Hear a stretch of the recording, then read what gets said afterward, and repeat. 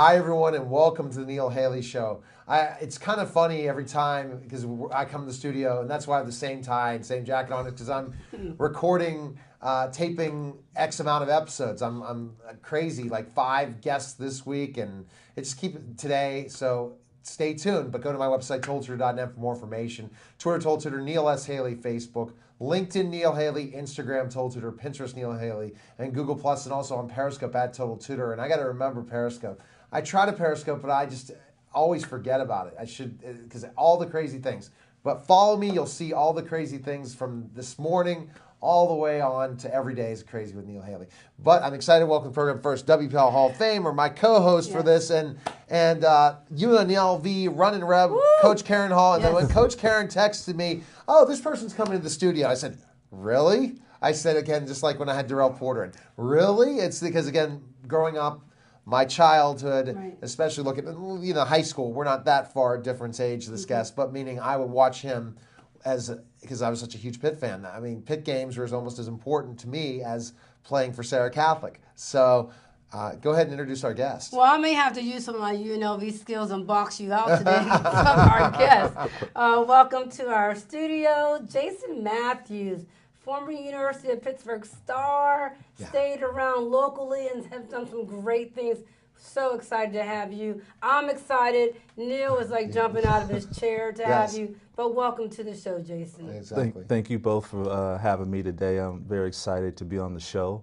And, anytime you get invited to come in and share your story, it's a pretty exciting day. So I'm excited to be here today. Good. Well, we're going to get you right into it. We know you're acclimated to the Pittsburgh climate now, but you're a California kid. Exactly.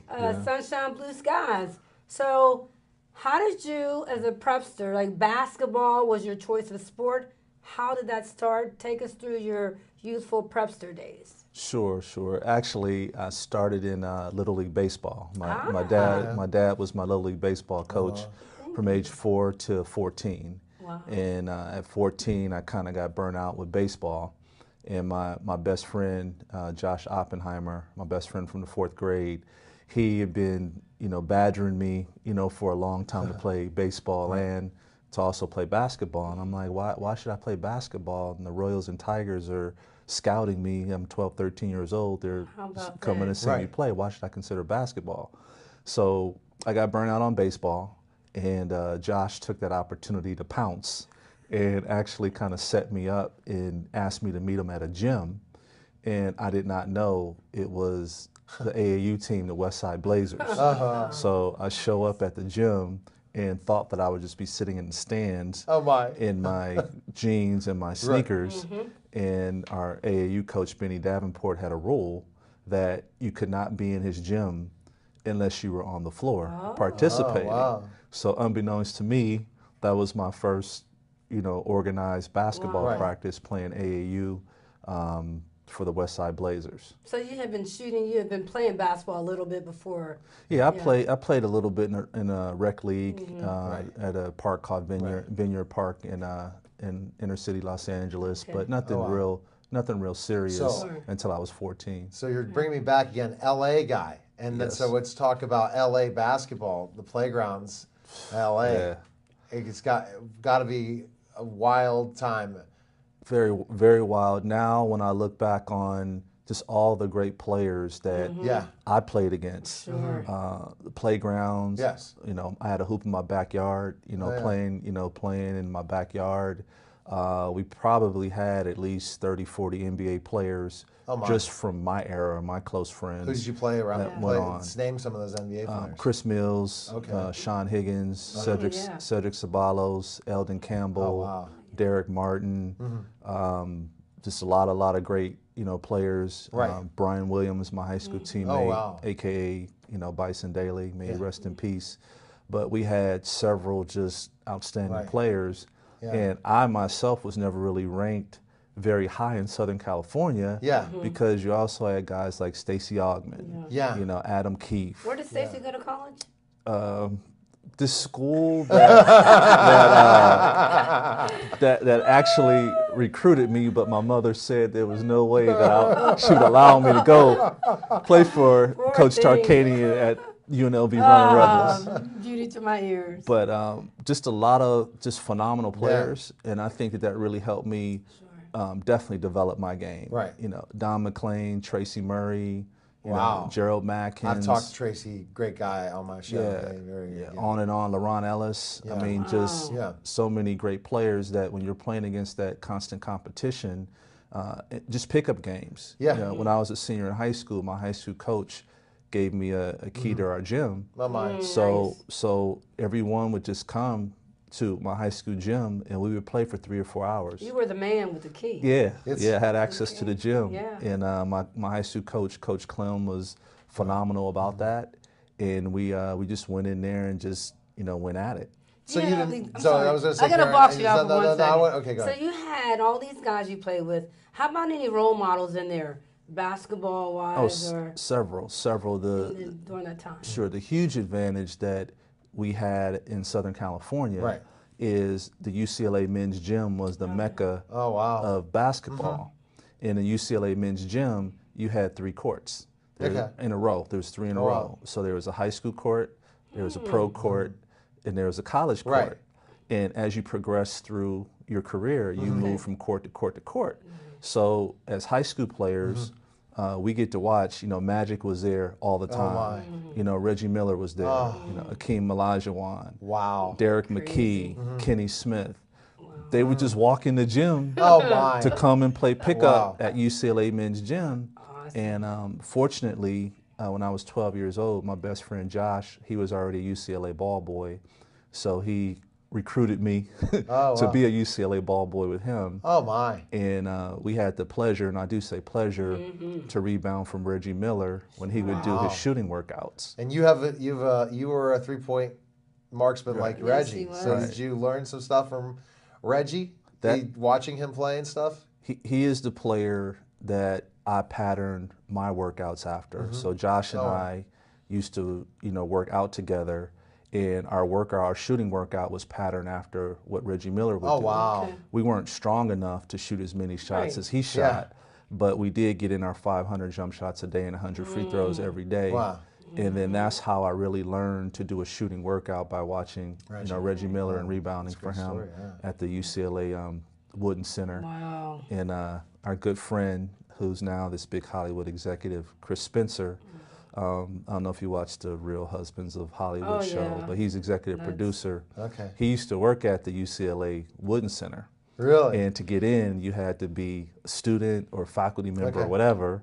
And obviously Josh and I were not. Yeah. But Chris would always, you know, let us in to work out and play and rebound for Reggie. So that's wild. Just a lot of great stories, and really about people took the time to develop us as young people and give us access. Yes. And when I look back on it, it's been a tremendous part of my life, and I'm very thankful for it. It definitely does, and it's great to hear that backstory about LA and stuff and all of that for sure. And then playing against all these great players, watching these great players, once you were going against competition in high school, you really were able to come out of nowhere, especially playing later, right? Because recruiting starts early, especially with all that talent in LA. You were kind of a diamond in the rough that people weren't expecting. Then you put on a uniform in high school and start to play really well, and they're like, wow, right? That's pretty much what happened. Yeah, it definitely was. I did not play high school basketball in 9th grade. Let's see, here we go. 10th grade was my first year of high school basketball. Coach Clem put me at point guard. I don't know why, but he just wanted to have me out there. Okay. I can't say I really knew what I was doing as a point guard, but I averaged 15 points a game, like 5 assists, and probably think about 4 rebounds. At the end of the season, Coach Clem said, next year you're not playing point guard because you shoot too much. So, you know, Josh and I continued to do our off-season workouts. My high school was close to the beach, so I would run lifeguard stations in the sand. So Venice Beach, so you played in Venice Beach? Santa Monica Beach. Yeah, we had, I used to run lifeguard stations, you know, in the morning before school, like 6 a.m., just trying to improve and wanting to be, you know, a good player and wanting to participate, because I wasn't the man. I mean, I was probably ranked 20th or 25th just in Southern California because we had so many great players from 9th grade to 12th grade that I was never ranked really. I was ranked higher nationally, than I was locally. That's wild. So yeah, it was a lot of great players. And I need to apologize to some of my close friends that I did not name as being those great players of that era, but I don't have a cheat sheet to remember everybody. Exactly. But we had a lot of and everyone's just a good person, man. We were just working hard, lifting weights, shooting, playing, you know, trying to get better. Ed O'Bannon, another good friend, that played at UCLA. He was there with us. He's a couple years younger, but he was there playing with us. I mean, we had a lot of great talent. Greg Foster, who's also assistant coach with my best friend Josh for the Milwaukee Bucks right now under Jason Kidd. Just a lot of great, a lot of Pooh Richardson was there playing, you know, in the UCLA men's gym. It was just a phenomenal experience. You had so many guys to watch, to play against, to play with, you know, development in the UCLA gym, high school. So you're nearing the end of high school. And so you're having some success. The team is having success in high school. You're West Coast, California, huge state, tons of schools. How'd you get to Pitt? What's that story? That's a very interesting story. Fortunately, Leon Wood, who's now an NBA referee, he was a phenomenal high school and college player. I think he was the 6th pick of the Sixers. And Leon would come back in the summers to really show us how good we were not. Because he was an NBA player, we were high school players. He used to come and beat up on us and show us how good we really were not. And so that desire I had to get better, I started going to basketball camps and got a little bit of exposure, playing for the West Side Blazers. You know, we would go to the big tournament in Vegas every summer, which was a tremendous amount of exposure. So it went from the West Coast schools to the Midwest schools. And it wasn't until the summer between my junior and senior year when I actually came to Pittsburgh to 5-star basketball camp. That's when I really started getting exposure from the East Coast schools. And so while I was at 5-star basketball camp, I was very, I would say I was very determined heading into that camp. And one of the funny stories about getting a 5-star camp was that I actually had to talk to the director, Mr. Klein, that ran the camp with Mr. Garfinkel. And Mr. Klein actually said to me, Jason, just want to let you know that the weeks that you want to come are our top 2 weeks, Pitt 1 and Pitt 2, where all of our top players come. And depending upon your level of play, you may not play that much, and you may kind of have a hard time. So they didn't really know me, but I took that as a challenge. Well, they flew that far, huh? Yes, it was an inferno by the time that I landed at the Pittsburgh airport. So my very first game was playing against Jay Edwards and Lyndon Jones, the top backcourt, you know, mates from Marion High School. And I picked Jay Edwards up full court the whole game. And after the game, he shook my hand and told me he really respected me and told me I was a good player. And I ended up making an all-star team for the first week. Second week, I ended up doing a second week because originally I wasn't supposed to, but I was having so much fun and so much success that I asked my parents if I could stay for a second week. And if you work in the cafeteria, then they'll allow you to come for a second week free of charge. So if you work, they'll let you play. And so that particular week, Alonzo Mourning actually was my roommate. So that's where he and I actually met. And then I got MVP of the All-Star game. And Rick Fox and I became friends as well because he was there that week. Well, see, that could be the Hollywood thing. So we get back, see, I didn't know the stories. We were going to talk Pitt basketball. We're going to celebrity Rick Fox, oh my. So we have to find out. Jason Matthews, his, I guess, influencer list has got to be gigantic if we've been just hearing him talking, name dropping. Sounds like me when I talk about the celebrities I've interviewed. You're watching The Neil Haley Show, and we'll be back in just a moment.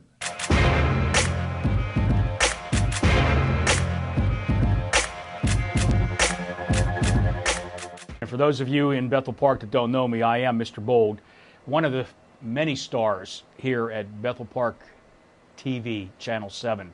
I hope that the folks in Bethel Park understand what we have here in the way of BPTV, the asset that the television station, the public television station is to the community of Bethel Park. For Mr. Bold personally, one of the things that I would like to do, and I've talked to Dave about this, is a show gearing itself towards veterans.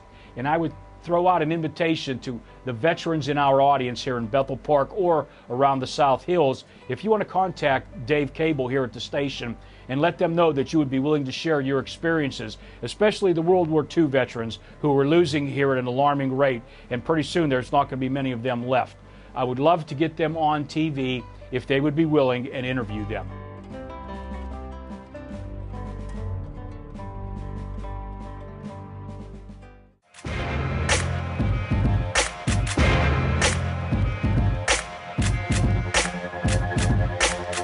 We're back to the Neil Haley Show with my co-host, Coach Karen Hall, and also Pitt superstar Jason Matthews. Jason, I'm just shocked to know all these people you were connected with in LA and California, all these different things, and people that you ran into in 5-star. So tell us how Coach Cal said, you know what, you're going to be a Pitt Panther. Sure. Yeah. Coach Cal is a phenomenal recruiter, as we we all know. We all know that. Right. Yeah. So I do feel very fortunate to be a member of his first, big recruiting class with Darrell Porter, Brian Shorter, Bobby Martin, and Sean Miller. Yeah. But once I got back from 5-star camp, my high school coach started getting phone calls, and I started getting a lot of mail from Pitt. And I think Cal didn't know if I was willing to go away from home and things of that nature. But my goal was to go away from home for college. So I was looking at other schools like Maryland and Michigan State and Iowa, Purdue. They were all recruiting me, so I was looking to go away from home. So the first time I talked to him on the phone, I said, yes, I am looking to go away from home. Yes. I could just tell there was a change in conversation. And then they became, probably my top school. They started aggressively recruiting me. It came down to Pitt and Purdue, and went on my visit to Purdue. Rick Fox and I went on a visit, and we talked afterwards, and he told me he was going to Carolina, and I said, yeah, I think I'm going to go to Pitt. And that's kind of what happened. And my visit to Pitt, Bobby Martin and I visited together, and that's when he and I, met each other, and we became close. And then once the recruiting class was rounded out, I was very surprised and felt that it was a privilege to be a part of this major recruiting class, because Bobby and Brian were McDonald's All-American. Sean obviously was known as a great high school player, and Darrell was top 100 like myself, so you had 5 top 100 guys. That changed the game plan. Pitt was developing with these awesome juniors and seniors in Jerome Lane, Charles Smith, you have, and Curtis Aiken, you have, so they were already thinking, Coach Cal's already thinking, we're going to take this Pitt team to the next level. It goes from there, right? Absolutely. This team, then the next team, then we recruit the next group, and there you go. Yep. And it was interesting when we were talking off air, Jason came in the studio and talked about he's a Pitt basketball fan, and he's probably mad at me for certain things. But Jason, the memories that you guys brought that freshman year, especially because just imagine, I talked about the starters, but you spell those starters with you hitting threes and Sean hitting threes and then getting the ball inside to Shorter. I mean, it was all a perfect mix, wasn't it, for that Pitt basketball team? Yeah, we had a phenomenal team. We had 2 All-Americans in Charles Smith and Jerome Lane. We had Demetrius Gore. Demetrius too, and then Sean and I in the backcourt, and Darrell rotating in with Sean and I, and even Rob Brooken. I mean, we had Bobby Martin coming in. We had a tremendous amount of talent. And what was really special is we all got along just fine. I remember Jerome Lane telling me early in the season, Jason, every time you get the ball, shoot it. If you miss, don't worry about it. I'll just get the rebound and pass it back. So Jerome was just a phenomenal teammate. And the way our offense was set up is that he would set a screen for me all the time. So I was wide open because he's one of the best screeners and one of the most intelligent teammates I've ever had. So it was a lot of fun, Did you get a nickname in there? Because you're a very smooth shooter. So any nicknames out of that silkiness? No, they point specialist? Really just shortening my first name instead of calling me Jason, calling me Jay. Really that was pretty much it. But I think my jump shot you know, Yeah. a J, Yeah, calling me Jay, got it it. may have been some type of subliminal message they were trying to give me. That's all. Yeah, it's very, very silky So, smooth. so Jason, you were starting then freshman year. Yes. See, that's where it got to bring me back. That's the memory of CTE and stuff. I was a professional wrestler. I don't know if you heard that in my background. I was a pro wrestler after basketball, so took a lot of chair shots to the head. So memory sometimes got to jog my memory back and stuff. But it's not living your life. But I'm thinking again, what Jason? You get the ball, Jason, guaranteed shot, wide open, and you didn't have the quintessential jump shot. It's a little different, like almost kind of like when you look at Reggie Miller. Absolutely. You know, you had a different type of shot that people probably at first didn't respect, right? And then until you just nail it, this is guaranteed when it's wide open, right? Yeah, the great part of being a West Coast player coming to play in the East Coast, a lot of the assistant coaches didn't know how to, didn't figure out how to scout me to probably my junior year in college. Yeah. So my freshman year and my sophomore year, it was really nice. Yeah. But by the time I got to my junior year, it got a little bit harder. Yeah. So it's amazing to get the ball, boom, three. You had game-winning shots, right? Yes. They name a couple of those. Thanks to Sean and Darrell. Yeah. They still tease me to this day about how much I used to shoot, and I always would tell both of them that your career assist totals would not have been as high if it wasn't for them, you know, getting the ball to me and me knocking it down. Right. But some very memorable games, you know, winning the Big East championship my freshman year in the Carrier Dome. Yes. That was a major accomplishment. Yes.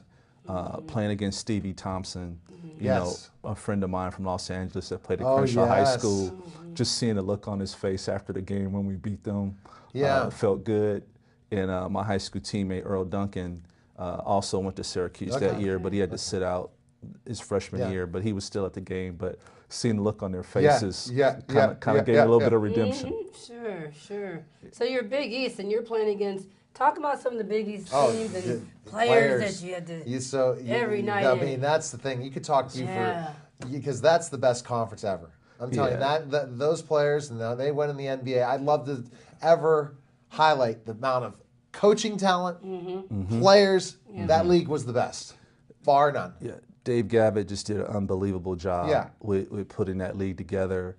And a couple of weeks ago, I was thinking about all the great players that I had the opportunity to actually play against. Yes. Like, people forget about people like Cliff Robinson from UConn. No, he's Dana Barros from Boston College. Obviously Dikembe and Alonzo Mourning, and you know, Derek Coleman's one of my favorites because every time he would block my shot during the game, he would just tell me, like, Jay, why do you keep trying to do that? I told him, shoot jump shots, like, stop coming to the basket. And Alonzo used to always get mad when I made three-pointers, and I used to make three-pointers. I used to turn and look at him, and he'd be yelling at the Georgetown guards. So there's a lot of great memories, playing against just some phenomenal players. You know, John Morton from Seton Hall. Yes. You forget about, he was a first-round draft pick. Yes. People forget about, you know, those players that were NBA first-round draft picks. Louis Carnesecca. Raleigh Massimino. John Thompson. Thompson. Jim Calhoun. Jim Boeheim. I mean, unbelievable. Rick Pitino. Providence. Right. Yes.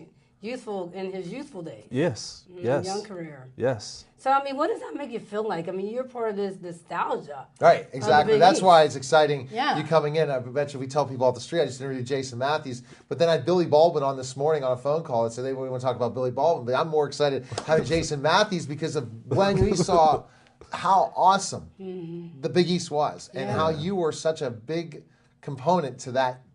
One of the best teams ever. I don't care that you got upset by Vanderbilt. You guys were #1 in the country at that at one point in that time. You were just unbeatable in a lot of ways. Yeah, it's really a surreal experience. I've told a lot of people this when I talk to them about it. When I think about, I started playing basketball at 14 years old. Right. It ended up with a lot of scholarship offers. Went to Pitt. Played at Pitt, finished as the 5th or 6th all-time leading scorer. Wow. Big East all-freshman team, all Big East 3 years.